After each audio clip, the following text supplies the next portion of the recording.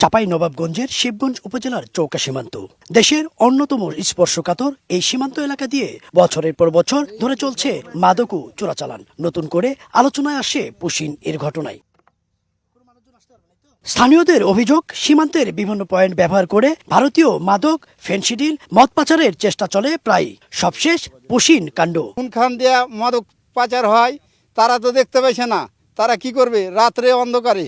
BGB নিয়মিত অভিযান চালিয়ে বিপুল পরিমাণ মাদক ও চোরাচালান পণ্য জব্দ করলেও পুরোপুরি বন্ধ হচ্ছে না অপরাধ চক্রের তৎপরতা। শুধু চোরাচালানি নয়, সাম্প্রতিক সময়ে চৌকা সীমান্তে উত্তেজনা এবং হামলার ঘটনাও ঘটেছে। বিগত সরকারের সময় নিজেদের জমিতেও চাষাবাদ করতে গিয়ে দিতে হয়েছে প্রাণ।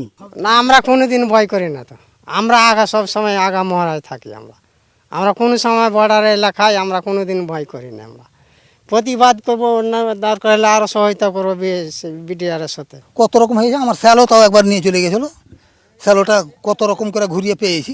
আইন শৃঙ্খলা বাহিনীর তথ্য অনুযায়ী সীমান্ত কেন্দ্রিক অপরাধ দমনে নিয়মিত অভিযান চলছে। চাঁপাইনবাবগঞ্জের চৌকা সীমান্ত এটি বারবার আলোচিত এই সীমান্ত, কিন্তু কেন? মাদক, অস্ত্র পাচার সব যেন হয় এই সীমান্ত দিয়ে। সবশেষ পুশিন দিয়ে আলোচনায় আসে এই সীমান্ত। ভারতের বিএসএফকে রুখে দেয় এদেশের বিজিবি এবং স্থানীয়রা। আলোচনা আসছে বারবার, কিন্তু সমাধান মিলছে না। কেনই আর কী বা রয়েছে এই সীমান্তে?